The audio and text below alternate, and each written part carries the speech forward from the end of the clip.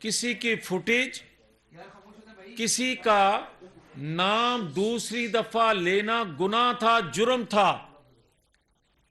मगर आज भी एक शख्स के लिए 3-3 घंटे नेशनल चैनल पर जेन साजी का मौका दिया जाता है।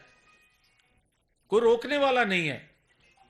मैं किसी तौर पे भी किसी गैर कानूनी, गैर आईनी गिरफ्तारी का हामी नहीं,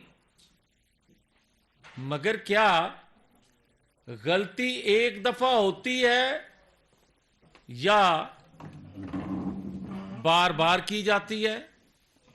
बार बार वही जुर्म करने को गलती नहीं, एक पॉलिसी, एक बयानिया कहा जाता है, एक मनसूबाबंदी कहा जाता है।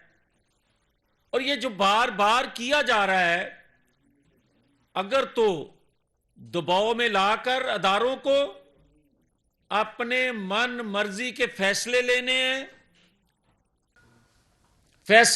हैं तो फिर चले इसी तरह चलते हैं। अगर दबाव में, अगर गाली दे के ही पाकिस्तान के अंदर निजाम ने चलना है तो फिर हर जमात को आजादी दे दें, फिर कानून नाम की कोई चीज ना रहने दें, कोई अदालतें, कोई अदारे ना रहने दें। जो तकड़ा होगा वो अपना निजाम ले आएगा, अपना इंसाफ ले आएगा, अपनी अदालतें लगा लेगा और ना कोई मईशत को पूछेगा, ना कोई महंगाई का जिक्र करेगा, ना कोई बेरोजगारी का जिक्र करेगा और ना ही कोई सफारतकारी का।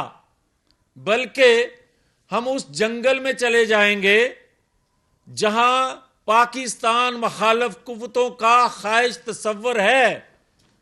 और इस तस्वर ख्वाहिश को पूरा कौन कर रहा है? आप मुझे ये बताएं।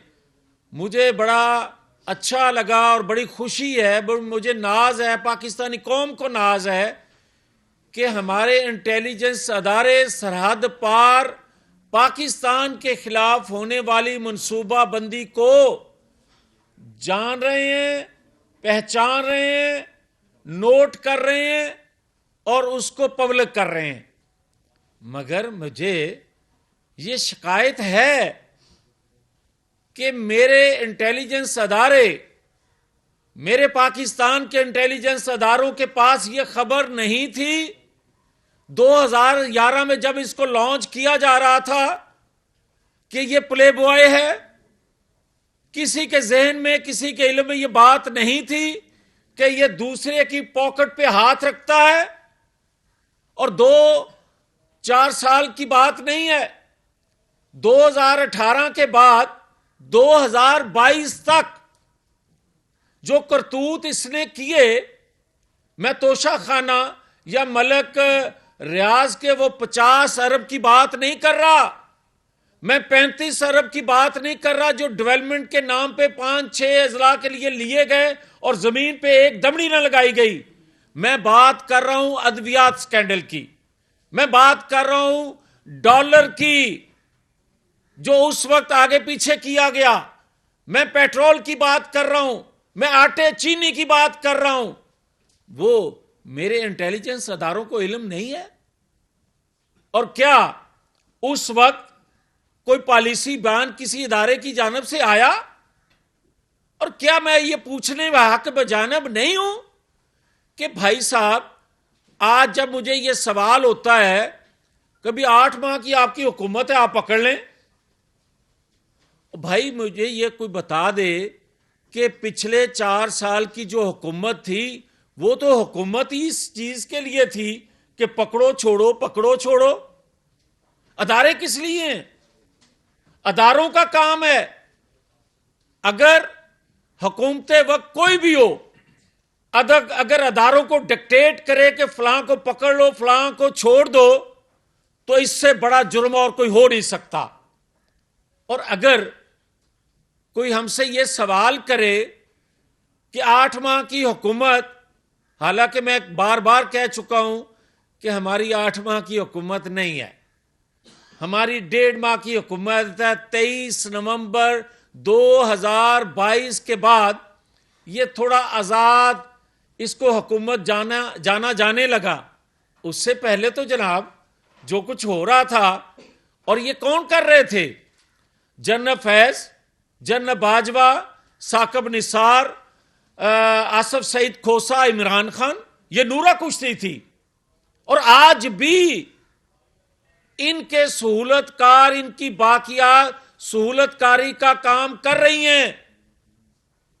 और बड़ा जिस तरह एक स्मार्ट, वो प्ले बॉय था, एक स्मार्ट बॉय है, वो जिस तरह खेल रहा है पाकिस्तान की तकदीर से, पाकिस्तान की मईशत से, और जो कुछ कल हुआ वो उसका एक, आप समझें कि 2% आपको नजर आया है, 98% आपको नजर नहीं आ रहा जो कुछ वो प्ले अदाकार जो हैं प्ले कर रहे हैं।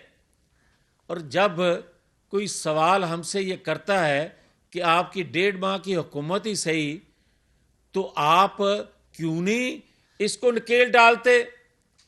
तो मैं बड़ा मासूमाना उनसे गुजारिश करूंगा कि 2017 में भी हमारी ही हुकूमत थी, जब ग्रेड 6 के लोग क्लर्क जो थे वक्त के प्राइम मिनिस्टर के खिलाफ गवाहियां दे रहे थे। वो बात यह है कि हुकूमत हमारी थी, मगर हमसे जो ताकतवर थे वो काम करवा रहे थे। और आज अगर एक शक्ल बदली है तो किसी दूसरी शक्ल में सहूलतकारी हो रही है। मुझे कोई ये बताए, मुझे बड़ा एहतराम है अदालतों का, मैं हमेशा अदालतों का एहतराम करने वाला वो शख्स हूं कि जब मेरे पे गद्दारी का मुकदमा बनाया गया तो बगैर किसी वजह के लाहौर के साबिक चीफ जस्टिस कासिम खान साहब ने मुझे कोर्ट में बुला के, मैं तो रिलीफ लेने गया था तो मुझे बुलाया गया, मैंने ये कहा कि लोअर कोर्ट में उस वक्त के जो जज साहब हैं वो कहते हैं मेरे पे बड़ा दबाव है कि इसको एक डेट नहीं देनी। तो जनाब वो कहता है या चेंज कर लें या आप अंदर होने के लिए तैयार हो जाएं। तो जब दूसरे दिन मेरी वो रिक्वेस्ट पे बुलाया गया, मुझे भी बुलाया गया, सारा मीडिया खड़ा था पहले से, और लिखा हुआ पेपर मोहतरम जनाब जस्टिस कासिम खान साहब ने पढ़ के सुनाना शुरू किया और कहा कि गद्दारों की पाकिस्तान में कोई गुंजाइश नहीं है। मैंने सवाल किया, मेरे वकील साहब ने सवाल किया कि बताएं तो सही गद्दारी की क्या है। यह कहा है ना कि मेरी लीडर को स्मैश करने का जो धमकी है, हम उन धमकी देने वालों को अगर खुदा न खास्ता कुछ हुआ तो हम पाकिस्तान खप्पे नहीं, हम उनको कटहरे में लेकर आएंगे। क्या गलत कहा था हमने? बजाय इसके कि उन धमकियां देने वालों को उस जस्टिस कासिम खान साहब की अदालत में कॉल किया जाता। जो शिकायत कर रहा है उसको कहा जा रहा है तुम गद्दार हो, तुम्हें तो संसार कर देना चाहिए। और जब अदालत में ये वर्ड सुनाए जा रहे थे तो पूरा मीडिया उसको कवर कर रहा था। मैं बाहर निकलता तो मैं ये तवक्को रखता था कि लोग मुझ पर पत्थर बरसाएंगे क्योंकि मैं एक रजिस्टर्ड हो गया हूं गद्दार। तो क्या ये इंसाफ के तकाजे थे?